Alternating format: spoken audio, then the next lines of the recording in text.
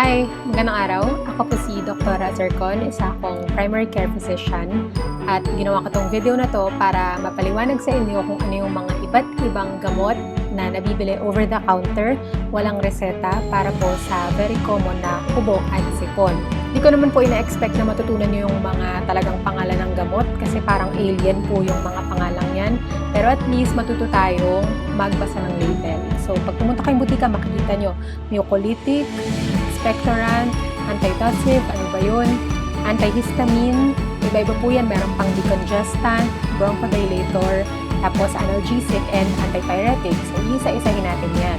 Pero bago yun, paalala lang na yung mga gamot na to ay supportive lang. Ibig sabihin, hindi siya yung talagang solusyon sa dahilan ng ubo at sipon mo. So, until nandun yung cause ng ubo at sipon, hindi mawawala yung sintomas ng pag-ubo at pagsipon. Pangalawa, palagi ko rin po sinasabi ko sa clinic na yung mga gamot na to is hindi naman talaga proven by studies, by evidence na consistently effective. Ibig sabihin, depende po sa tao kung saan kayo hiyang nagamot, kung ano po yung effective sa inyo. Sa totoo lang, hindi nyo po talaga kailangan yung mga gamot na to. Kahit hindi po kayo uminom, most likely mawawala yung buwan sipon nyo. So again, supportive treatment lang to. At gusto ko lang gawin yung video na to para mag-educate at mag-empower. Hindi po to para mag-endorse. Okay? Gusto ko lang maituro sa inyo na meron kayong choices, tapos maintindihan nyo kung ano yung mga binibili nyo at ginagamit nyo sa katawan nyo. Kasi again, yung mga gamot na to, hindi naman kailangan ng reseta, pero kailangan ng matinding advice. So, simulan na natin. Yung mucolytic. Ano ibig sabihin ng mucolytic? Mucus plus lysis. Ang lysis is parang i-break down, sirain. So, ang mucolytic na gamot is nagtutunaw ng plema. So, kunyari, ito po, Ambroxol, generic name po yan. Ang Mucosolvan at Amprolex, yun yung brand name. So, hindi nyo naman kailangan i-memorize lahat to kasi nga parang alien yung mga pangalan, especially ng mga generic name. Pero, at least mabasa nyo yung action. So, mucolytic nakasulat. Alam nyo yan, dapat na nagtutunaw yan ng plema. Kahit itong Bisolvon na bromhexine ang generic name, pagbasahin nyo, mucolytic din siya. Pati ang carbocysteine na Solmux tsaka Loviscol, mucolytic din. Kasi meron kaming mga pasyente na bibili ng Amproxol tapos iinom din ng Solmux. Eh, di ba pag-iisipin mo, pareho lang naman ang action pala yun. So, huwag tayo magsasayang ng pera. Pwede ka pang mag-overdose. Ito rin, acetylcysteine, mucolytic din. So, paano ba gumagana yung mucolytic?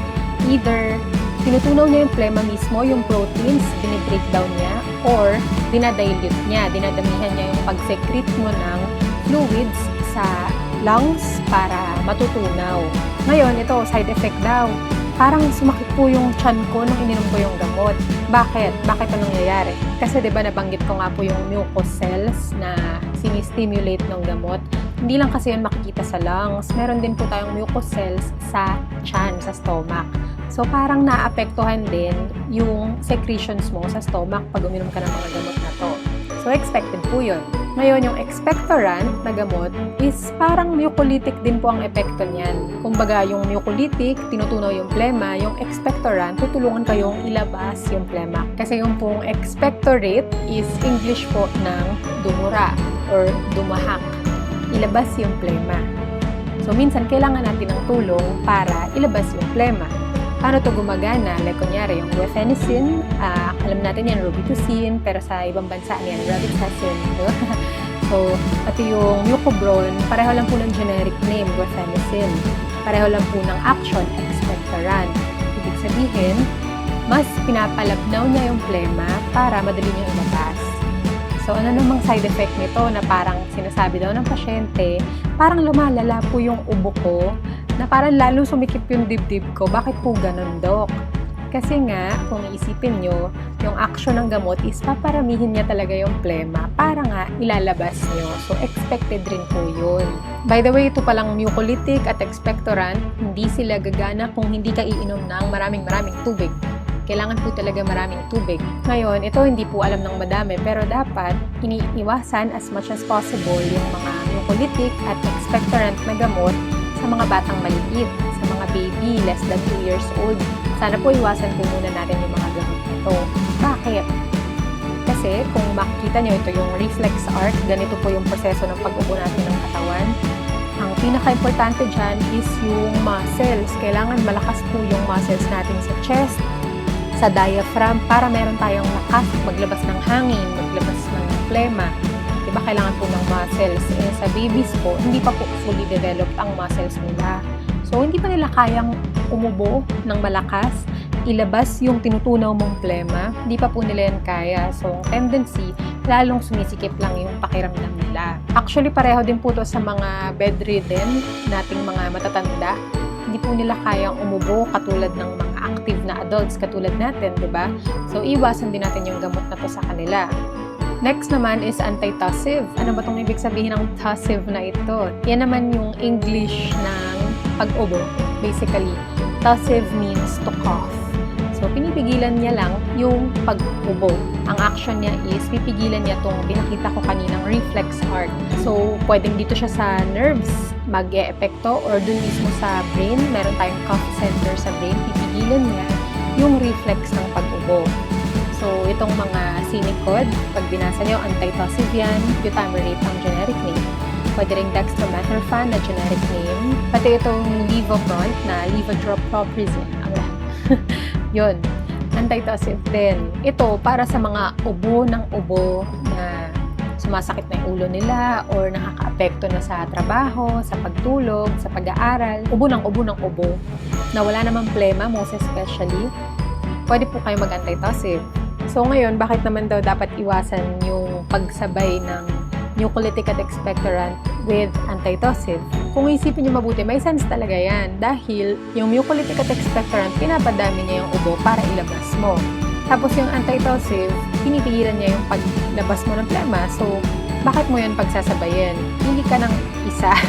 Pili ka ng isa. Ano ba yung mas sagabal sa'yo? Yung makapal na plema o yung ubo ng ubo? Siguro kung bibili kayo ng gamot, pili po muna kayo ng isa muna. Ay, by the way, itong Vicks, yung pinapahid o yung mga cough drops, yung mga candy, nakakatulong din daw kasi pinipigilan niya rin yung reflex ng cough. Ngayon, proceed naman tayo sa antihistamine. Ano ba yung histamine? Ba't mo yan pinipigilan? Kasi yan yung mga nire-release ng cells natin sa katawan tapos nagkakos siya ng pangangate, pagsikip ng daluyan ng hangin, pamamaga. So basically, ito yung nagkakos ng allergy. So, para sa mga ubat sipon na mukhang allergy, pwede kayo mag-antihistamine. So, itong diphenhydramine, tsaka chlorphenamine, antihistamine yan, na nakakaantok, definitely. Yung cetirizine, classified supposedly as hindi nakakaantok, pero sa iba, inaantok pa rin sila. Tapos, ito namang loratadine, tingnan nyo, pareho lang, Alerta, Claritin. Loratadine, pareho yan, anti-allergy, pareho yan, antihistamine. Ito daw yung hindi nakakaantok. Pero, pagkaantok lang ba yung side effect ng antihistamines na kailangan bantayan? Hindi po. Kapag nag-antihistamine ka, expect mo rin na parang matutuyo yung lalamunan mo, tapos yung iba nagkakabog yung dibdib, at yung nakakatakot is yung iba nahihilo, hindi makakonsentrate, naglo-lose ng balance. So, ito po yung delikado sa mga matatanda. Kaya kailangan pong babantayan kasi baka po kayo ay mabuwal, malaglag. Hindi nga po kayo nagka-allergy, nagkaroon naman po kayo ng bali. Next naman is decongestant. Para naman daw po ito sa mga baradong ilong. Ngayon, bakit to kailangan bantayan ng blood pressure kung iinom ng decongestant? Kasi ang action po ng mga decongestant na to is kinoconstrict or pinapasikip niya lahat ng mga ugat, ng mga blood vessels. So, ang magandang effect nun is mababawasan yung pamamaga. Diba kapag barado yung ilong, it's because talagang magang-maga yung mga ugat natin dyan. Kaya naglalabas yan ng fluids, naglalabas yan ng mga sipon-sipon, tapos ang hirap huminga. So, kapag pinaliit yung mga ugat dyan, mababawasan nga po yung pagkabara. Kaso lang, buong katawan po, nagko-constrict ang blood vessels, hindi lang kung saan mo siya kailangan. So, ang tendency po is, tumataas ang blood pressure natin. So, kailangan, babantayan ang blood pressure pag umiinom ng gamot na to. Ano ba yung mga gamot na to? Yung generic name na common is yung phenylephrine. Ayan po, phenylephrine, nasal decongestant. Hinalo na sa chlorphenamine na na-discuss ko kanina, antihistamine. At yung loratadine, antihistamine yan. Yung phenylephrine, yung decongestant. So, para po sa mga baradong ilong, yung phenylephrine, Ayan po ulit, hinalo sa paracetamol. Kasi di ba usually pag may sipon, parang masakit din yung ulo mo dahil nga barado, kaya sumasakit lalo yung mga sinuses mo, congested. Nakakatulong po yung paracetamol. Didiscuss ko pa po yan mamaya. Ito naman pong sodium chloride is ano lang to, basically asin na may tubig pero perfect balance para pwede mong spray sa ilong mo nang hindi mahapde. Tinutunaw niya yung mga baradong kulangot dyan. Tapos matutulungan kayong ilabas. So yun po yung decongestant. Ngayon ituloy natin sa bronchodilator. Ano naman yung bronchodilator? Broncho, yun yung daluyan ng hangin. Ang dilate is opposite kanina ng constrict. Constrict, pinaliit. Dilate, pinalaki. So, ito, pinapalaki or pinapaluwag niya yung daluyan ng hangin. Pinaka-effective po to sa mga may asthma kasi ang asthma na sakit, kung ito ang normal na daluyan ng hangin, kapag may asthma, sobrang sikip ng daluyan ng hangin. Yun po yung sakit na hika or asthma. So again, yung mga bronchodilator like salbutamol, anti-asthma sila. Pinapaluwag nila yung daluyan ng hangin. Pwede rin yung procaterol, bronchodilator din po yan. At ito po nakakatuwa, yung lagundi na very traditional plant na pinapainom sa atin. Herbal preparation po yan. Inaral na po nila, na prove na po nila na effective, na meron siyang action na parang bronchodilator, tsaka po antitussive daw. So, ibig sabihin, yung mga lagundi, pinapaluwag nila yung daluyan ng hangin and pinipigilan nila yung pag-ubo ng ubo. Hindi na po nakaspecify sa box nakasulat lang cough remedy. Ngayon, yung analgesic and antipyretic, nabanggit ko na po ito kanina, di ba? Ang ibig sabihin po ng analgesic is tinatanggal yung pain, binabawasan ng kirot, whether kirot sa muscle, kirot sa buto, kirot sa ulo, pain reliever po basically. Ang antipyretic naman, pyretic kasi is lagnat. So, spin nyo na lang, fever, inaapoy ng lagnat. Yun po. So, ang paracetamol, yung very common, biogesic, hindi lang siya para sa lagnat, para rin po siya sa sakit-sakit ng katawan. Pati po yung ibuprofen, kung babasahin nyo, analgesic rin siya antipyretic. So, ngayon, na-explain ko na po yung mga individual na generic names, di ba? Most of the time, ang binibili natin yung mga 2-in-1, 3-in-1, yung magkakahalo na sa isang tableta lang. For example, very common itong BioFlu. Meron po akong mga pasyente iinom ng BioFlu kasi daw may sipon sila, tapos iinom din ng paracetamol, ng biogesic, kasi daw may lagnat din. Delikado po yun kasi nag-overdose po kayo sa paracetamol na component. Kasi pag binasa niyo yung BioFlu, nakasulat paracetamol 500 mg, which is equivalent na po ng biogesic na 500 mg din na paracetamol. Paalala lang po, ang paracetamol, kapag nag-overdose, is delikado sa liver. Nakakasira po talaga ng liver pag nag-overdose. At pag kinompare mo, side by side, ang BioFlu at Neosep Forte, pareho lang sila ng components. Basahin niyo po, kahit na iba yung commercial, kumbaga yung BioFlu daw is para sa sakit-sakit ng katawan, tapos yung Neosep pag may sipon ka, pag babasahin mo mabuti, pareho lang sila. So, again, check the label. Basahin nyo. Kasi not always na mas sulit ang gamot kapag mas maraming active ingredients. Kunyari, ito, Dinotoxin. Meron akong pasyente gustong-gusto tong Dinotoxin kasi nga ang dami daw ingredients. Pero parang hindi mo naman pala kailangan lahat. Like, kunyari, may ubo siya pero wala namang sipon. So, kailangan ba niya talaga nitong phenylpropanolamine, which is nasal decongestant? Parang hindi naman po. Pati po itong P-Cough na syrup, pwede rin po siya sa ubo, pero meron siyang salbutamol component. Kailangan niyo po ba talaga ng bronchodilator? Meron po ba kayong asthma? Ito rin pong Flemnil, meron din po siyang phenylephrine component. Baka naman po wala kayong sipon, so hindi nyo ito kailangan. Tapos, meron ding nagpabili ng Tuceran. Tuceran, bili mo ang Tuceran. Kasi alam niya pang sipon yun. Yung pala, Tuceran Night yung nabili. Pagbabasahin niyo mabuti, magkaiba po ang mga ingredients niyan. Kasi yung Tuceran Night, merong diphenhydramine, which is nakakaantok. Diba? Tapos, ininom niya sa school. Wala. Bagsak.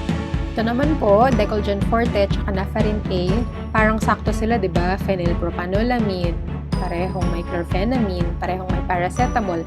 Pero, ang pinag-iba naman is yung amount. Tingnan niyo po, 25 mg versus 20.